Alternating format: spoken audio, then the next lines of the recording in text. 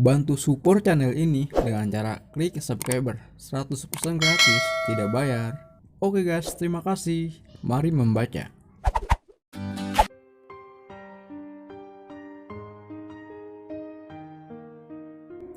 Beberapa hari kemudian, sejak Ares mengetahui bahwa Amara menahan kehamilannya, sikap Ares pada Amara menjadi dingin. Ares lebih memilih untuk berangkat ke kantor sebelum Amara terbangun, dan pulang pun selalu tengah malam jika Amara sudah tertidur.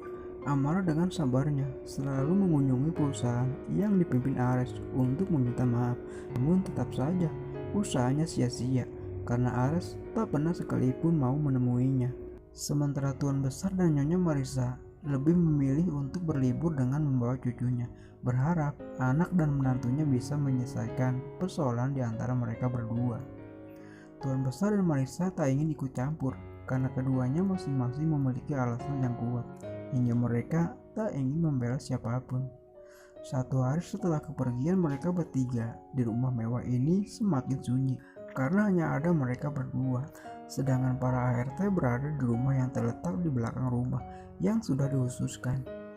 Amara sudah mulai jenuh dengan keadaan yang sedang terjadi karena semua usaha yang dilakukannya tak memberikan dampak yang positif di mata Ares.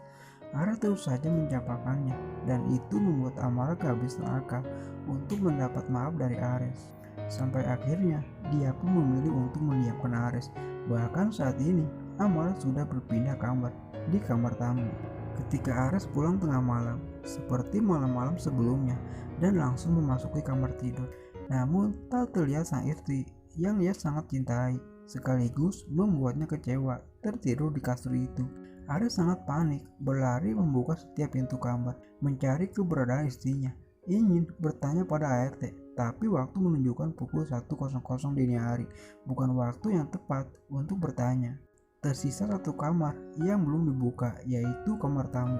Ares mencoba untuk membukanya, namun terkunci dari dalam, yang berarti ada seseorang di sana.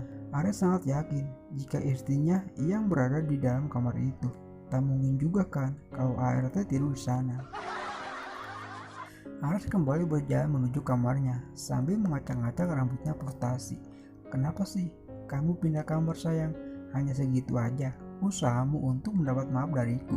Batin Ares putus asa karena memang walaupun Ares sedang marah karena rencananya malam ini Ares akan melakukan pendakian gunung milik Amara, dan itu akan Ares lakukan tanpa harus komunikasi. Di keesokan harinya Ares tidak lagi ke kantor pagi-pagi dan kembali seperti semula, sedangkan Amara seperti biasa selalu menyempatkan diri untuk menyiapkan sarapan buat suaminya. Sayang, aku merindukanmu, kata Ares memeluk Amara dari belakang sambil mengisap aroma tubuh Amara. Mas sehat kan? Balas Amara membalikkan badannya dan menyentuh dahi Ares. Kalau aku masih mau protes, marah, dan mendiamimu, berarti kamu penting bagiku.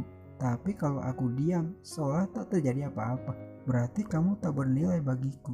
Aku begini karena aku sangat mencintaimu sayang, ucap Ares membuat hati Amara bergetar. Tolong lepas kabelmu sayang, lanjut Ares. Sebelum kamu ngomong, sudah aku lepas mas, jawab Amara. Terima kasih sayang, ucap Ares dan langsung memeluk Amara. Mendiamkanmu membuatku semakin merindukanmu, kata Ares di sela-sela pelukannya. Kemudian mencium lembut bibir Amara karena rudalnya yang ada di bawah berdiri menegak.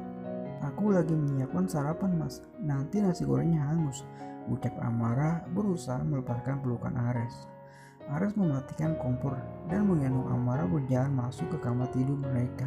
Ares sudah tak sanggup lagi menahan hasratnya yang setiap hari menyiksanya. Semua amarah dan rasa kecewanya hilang seketika, dan saat ini Ares mulai pendakiannya untuk menancapkan tombak di atas gunung itu. Semoga hasilnya maksimal sayang, ucap Ares di sela-sela pendakiannya. Amara tak mampu lagi menjawab, hanya desahan nada yang lolos keluar dari bibirnya. Karena Ares melakukan pendakiannya dengan gila, membuat Amara kewalahan mengimbanginya. Ares terus saja mendaki gunung itu, satu persatu penghalang pun Ares lepaskan, dan kini gunung yang didakinya terlihat sangat mulus sempurna, tak ada penghalang sehelai pun. Dari kaki gunung sampai puncak, Aset-aset yang ada di gunung itu Ares garap habis. Tak ada yang tersisa sedikit pun. Sampai aset paling berharga yang padahal diselimuti rumput tebal berhasil Ares temukan dan menggarapnya dengan sangat rakus. Ketika aset itu digarap dengan enaknya oleh Ares, gunung itu mengeluarkan suara degung dan sepertinya gunung itu akan segera meletus. Ares sangat buru-buru mengeluarkan tombak ukuran besar untuk menancapkan ke aset yang digarapnya, berharap agar gunung itu tak membahayakan penduduk sekitar. Ares melakukan ancang-ancang untuk segera menancapkan tombaknya. Namun karena kekuatan tombak itu sangat dahsyat, Ares kehilangan kendali sampai aset yang akan ditancapnya tak terlihat karena terhalang dengan penjagaan rumput tebal menyelimutinya. Amara yang padahal kelelahan ikut membantunya dengan cara memegang tombak Ares mencari aset yang terhalang rumput itu, dan alhasil Amara menemukannya. Kerja sama yang sempurna. Dengan kekuatan dahsyat Ares mulai menancapkan tombak besarnya berkali-kali, membuat pemilik gunung mengeluarkan suara degung begitu dahsyat. Ares semakin bersemangat menancapkan tombaknya dengan cara dan gaya yang berbeda. Karena kerjasama mereka yang begitu support, akhirnya tombak milik Ares berhasil menyemprotkan air hingga mampu mematikan lahar yang akan keluar dari gunung itu. Sungguh kerjasama yang begitu sempurna. Mereka sangat berharap gunung itu akan kembali subur seperti semula. Setelah melakukan pertempuran yang begitu dahsyat, tentunya sangat menguras tenaga, membuat mereka berdua tergeletak kelelahan. Saking lelahnya, mereka pun tertidur, melupakan aktivitas yang seharusnya dilakukan. Dan akhirnya, permasalahan yang mereka hadapi berakhir di atas ranjang lagi, guys.